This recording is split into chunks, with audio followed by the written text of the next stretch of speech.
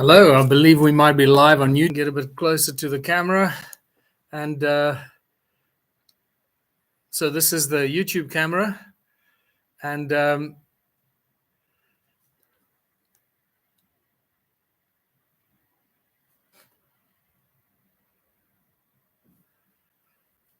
okay.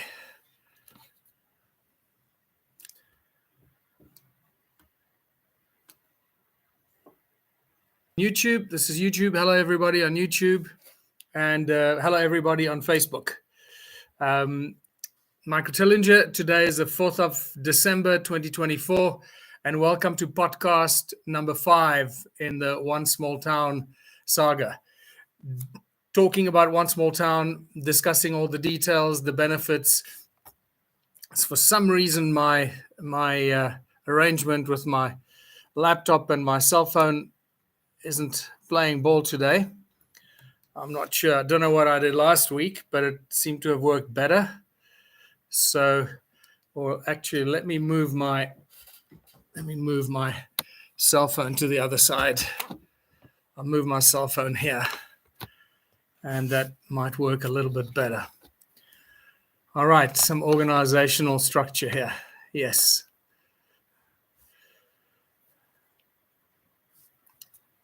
Okay. So let's get going. What are we going to discuss today? We're going to continue. Today, I'm going to discuss 4 very important topics.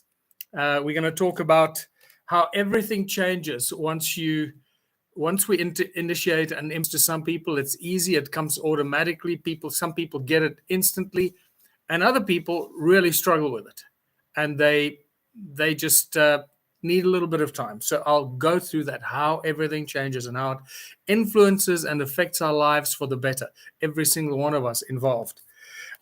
Secondly, we'll talk about the art gallery, which we launched yesterday in our test phase. Finally, after 2 years of coding and programming, it's been an absolutely epic journey. Keep in mind that we don't have to code it from scratch. We didn't buy an off-the-shelf package.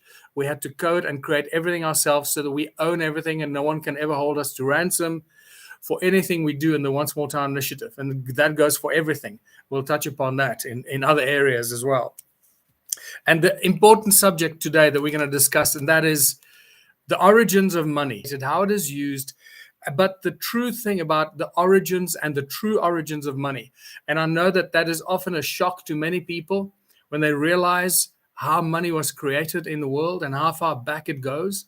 So we'll cover all of that.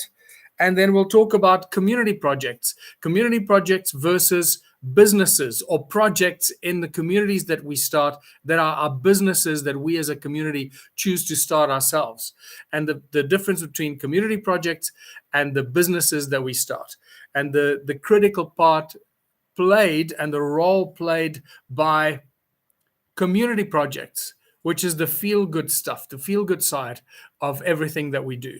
So that's what we're going to discuss. But before we get going on those 4 major topics today, just a reminder, once again, if you don't have a copy of the Ubuntu book yet, get yourself a copy of the Ubuntu book, the Ubuntu Contributionism book. This is the foundational document for the philosophy of One Small Town. It goes into all these details. Please go on to Amazon and find it on Amazon. That's the easiest and the best place for me to distribute this book. And also keep in mind that the funding that has come from this book has been one of the areas of funding the One Small Town initiative. So this is what is really for many, many years until we got some patrons that signed up a few years ago that started to help us with some funding. This was the major source of funding, together with a few other books that I've written and published. That was a major source of funding for the One Small Town initiative. Okay, so go and get this book. You'll enjoy the read. For whatever it's worth, you will enjoy the read and the different areas that it covers. I made it very easy to read. It's a short little chapters that really easy to read in one night or one sitting, and then you read another chapter tomorrow and every day. If you read one chapter every day, it'll keep you going, and it's not overwhelming. It's written in very simple and basic language. Now we're going to get onto some reminders of what we do with One Small Town and what we don't do, and some of the key things that drive us. And that is a reminder of our slogans. And one of our primary slogans that you will see, the logo that we've developed, and that is that if it's not good for everyone, it's no good at all. If it's not good for everyone, it's no good at all. And that is the fundamental message and ethos of the One Small Town Initiative. Everything we do for ourselves in our communities, everything we work on, all the things we do must serve every member of the community, because we can. And that's the thing. We choose to do it. And the more we work on it, the easier it becomes. So if it's not good for everyone, it's no good at all. And you realize once you embrace that philosophy, if you use that philosophy as a point of departure in your way of thinking, in our way of thinking. When I say your, I mean ours, okay? So in our way of thinking, when we are working with One Small Town and we start to implement it and start doing things, if we find that something that we're doing is working contrary to a group of people or someone else, we find a solution. Because it's easy to find solutions when we're trying to do things for the greater good of the community.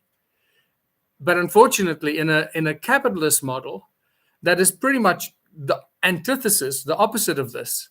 That's not how it works. And yet, what I find fascinating, is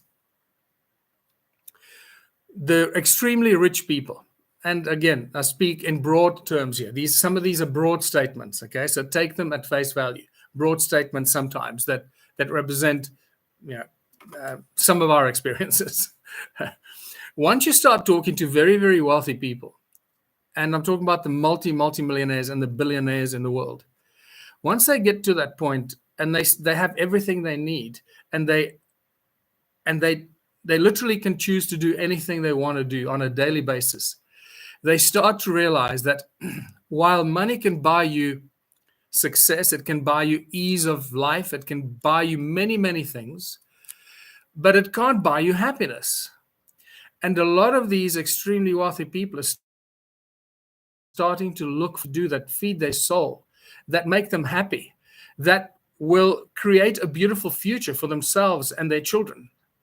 So it's important to realize that while we are in some ways dealing with the evils of money and correcting that, and again, I say that we're not fighting money. We're not fighting money at any stage of this process. And I know that it's confusing to some people. And if I remember, I'll come back